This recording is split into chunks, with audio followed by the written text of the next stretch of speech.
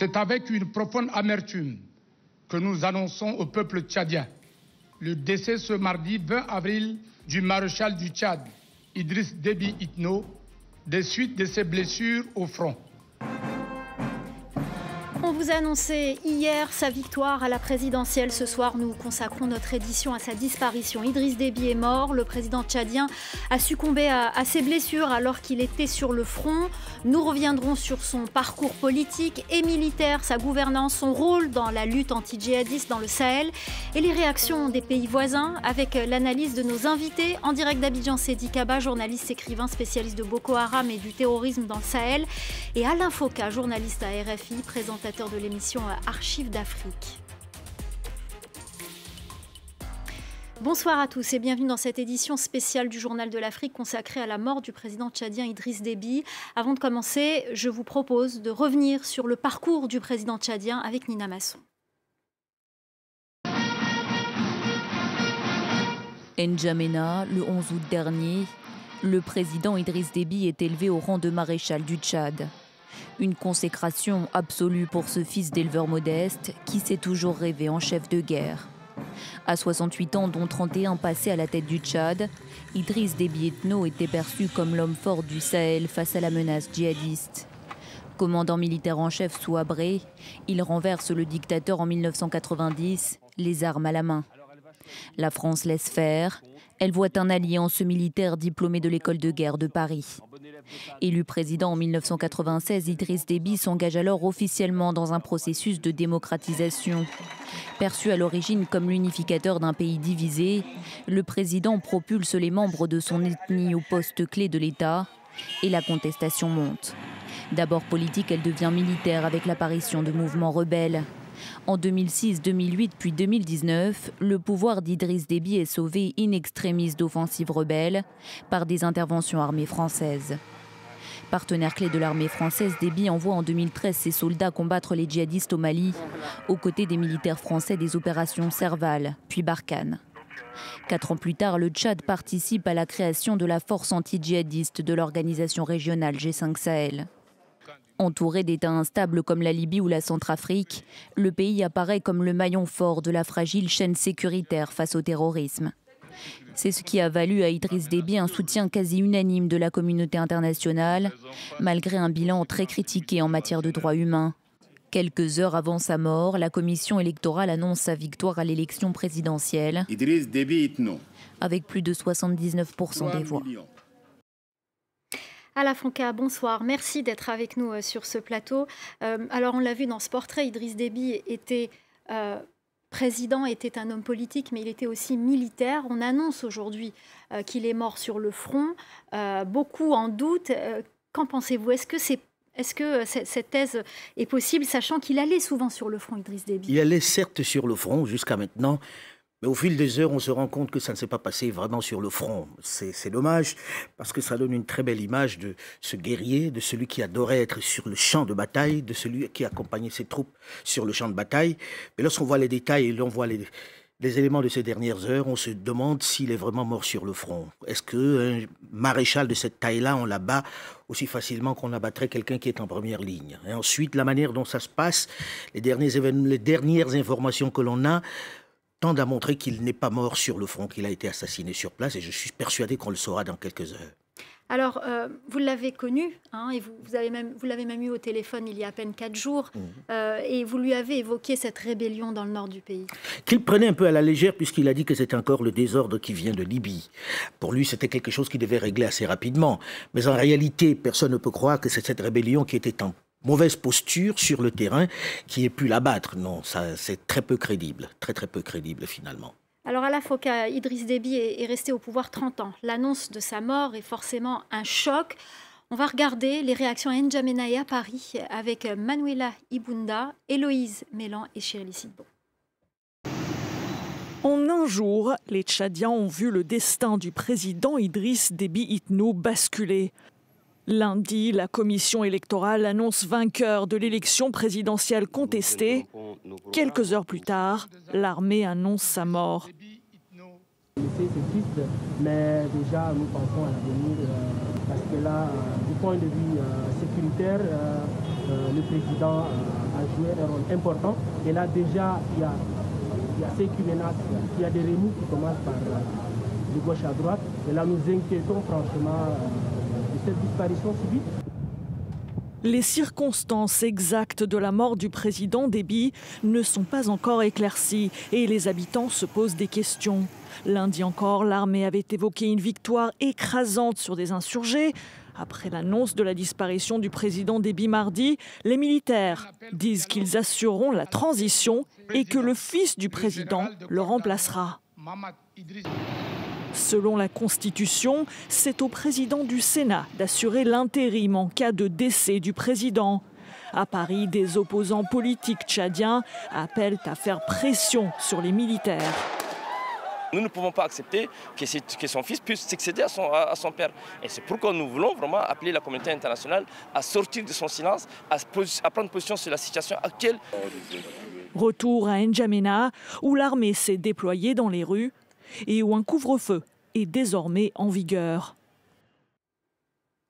On retrouve tout de suite Sédic Kaba en direct d'Abidjan. Sédic, bonsoir. Ses partisans sont tristes, ses détracteurs espèrent tourner une page. Et les observateurs, y compris les pays voisins du Sahel, eux, sont inquiets. Faut-il craindre une détérioration de la situation sécuritaire dans la région, connaissant le rôle important que jouait l'armée tchadienne dans le Sahel? C'est tout à fait exact. Il faut voir quel va être l'agenda et quelle va être la position des nouvelles autorités tchadiennes dans le positionnement de leur pays dans la lutte contre le terrorisme. Ces dernières années, le président Déby, à la demande de la France, à la demande des pays membres du G5 Sahel, a engagé son armée à la fois dans le Sahel et dans le bassin du lac Tchad. C'était une volonté personnelle du président Déby.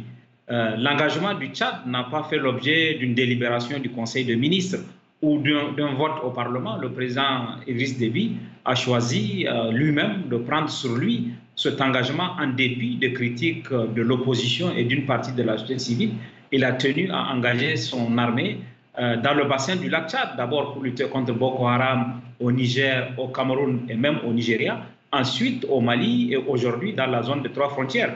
D'ailleurs, il vous souviendra que le président Déby a été élu président en exercice du G5 Sahel lors du dernier sommet, le 7e du G5 Sahel qui s'est tenu à N'Djamena le 15 et 16 février dernier. Donc c'est tout à fait important et il est à craindre si jamais par hasard, par exemple, les nouvelles autorités ou les successeurs de Déby décidaient de retirer l'armée tchadienne des différents fronts dans lesquels elle est engagée, ce serait un immense revers pour la lutte contre le terrorisme et ce serait une opportunité pour les groupes djihadistes de porter leur agenda terroriste au-delà du Sahel, dans le golfe de Guinée.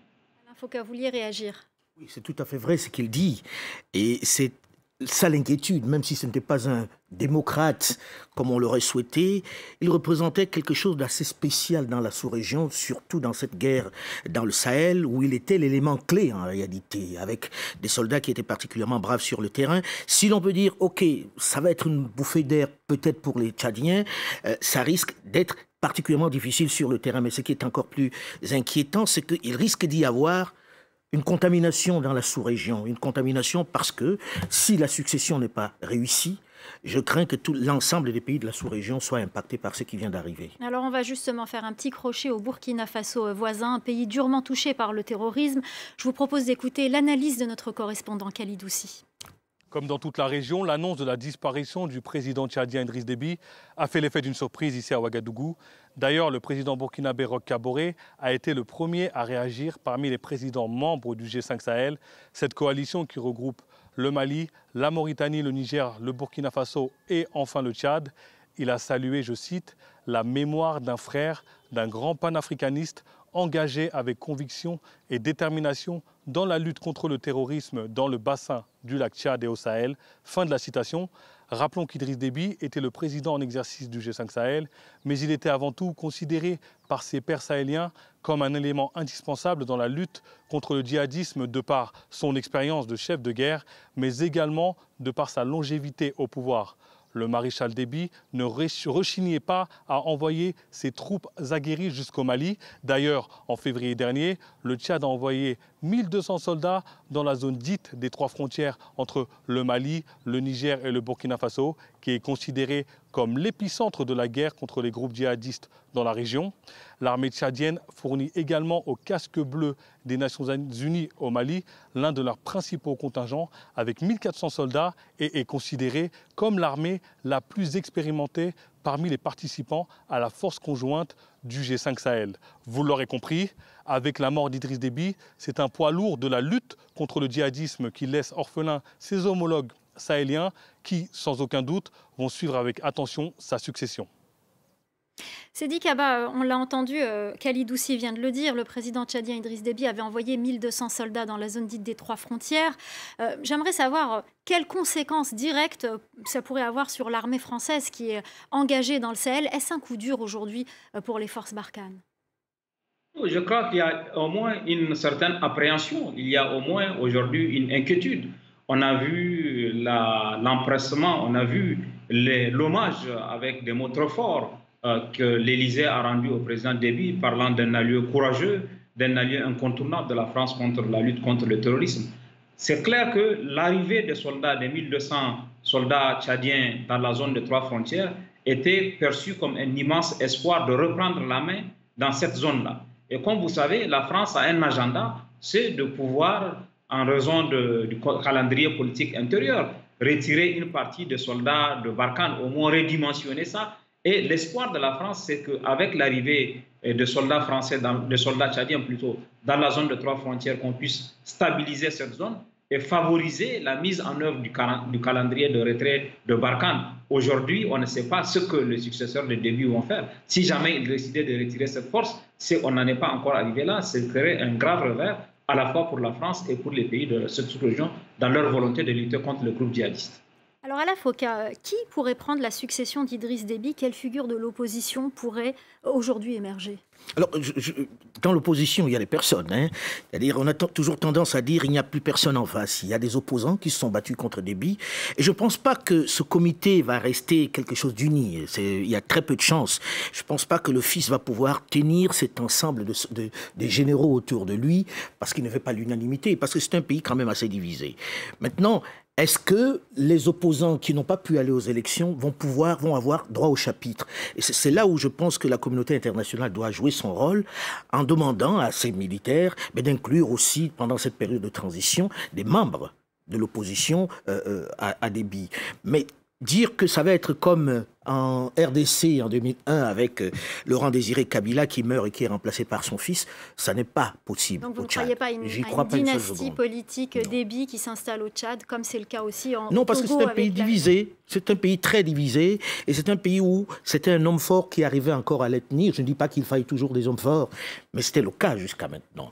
Et pour qu'on arrive à avoir un ensemble, il va falloir qu'ils s'asseyent tous et qu'il y ait moins de militaires autour de la table. Et puis aussi, et c'est ça qui est important, que l'on discute avec toutes ces rébellions qui sont disséminées un peu partout dans les pays voisins, Soudan, Libye et autres. Alors, vous l'avez dit, pour le moment en tout cas, même si vous écartez la thèse de la dynastie Déby au Tchad, pour le moment, c'est l'armée qui gère la transition avec l'un de ses fils, Mahamat Idriss Déby, général de 37 ans et commandant de la garde présidentielle. Il a la tête d'un conseil militaire de 15 généraux. Ce n'est pas ce qui est prévu par la constitution tchadienne. La constitution stipule qu'en cas d'empêchement ou de décès, c'est le président du Sénat qui assume l'intérim. Notre chef d'édition, Célia Karasena, a pu contacter Abraham Koulamala, conseiller du président défunt. Pour lui, ce sont les circonstances exceptionnelles qui justifient ce choix. Je vous propose de l'écouter. Ces mesures sont temporaires. Monsieur Mahamat Idriss Déby a pris le pouvoir dans des circonstances particulières. Nous avons des bandes armées qui sont venues de la Libye, dont on s'est infesté par les groupes terroristes. Dans une situation exceptionnelle, nous avons pris des mesures exceptionnelles. Ça, ce sont les militaires qui ont décidé, peut-être dans la hâte, parce que c'est pas quelqu'un qui est tombé de la planète Mars. Il est quand même responsable de la direction générale des services de protection présidentielle. Les hommes qui l'ont choisi ont peut-être estimé qu'il avait une emprise véritable sur l'armée. Alors Ala Foka, comment vous voyez la suite, la transition ces prochains jours? Je suis très inquiet. Je ne vais pas faire celui qui est optimiste. Je suis très inquiet parce que entre ces militaires, je ne crois pas une seule seconde qu'il y ait une cohésion. Ça, c'est une première chose. Mais la crainte que j'éprouve, c'est le fait que le Tchad est un endroit où ça peut avoir des réelles répercussions sur les voisins Centrafrique, Cameroun. Bon, la Libye, on sait déjà dans quelles circonstances se trouve ce pays-là.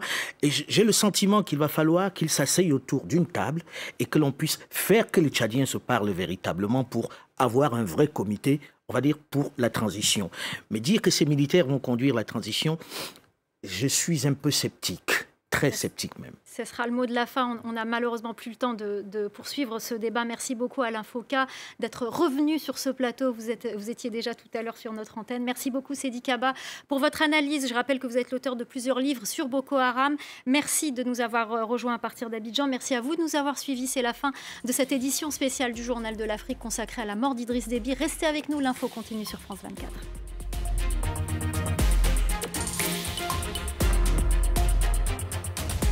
En rendant au Panama en 1999 la souveraineté sur le canal qu'ils avaient construit, les Américains leur ont aussi restitué la zone, cette bande de terrain de part et d'autre du canal qui avait vécu pendant près d'un siècle à l'heure américaine. C'était comme un petit pays artificiel, construit et dirigé par des ingénieurs. Malgré le départ des Américains, certaines traditions sont restées, mais aussi des souvenirs parfois bien amers pour les Panaméens. On était complètement habitués au bruit des rafales, des tirs et des bombes.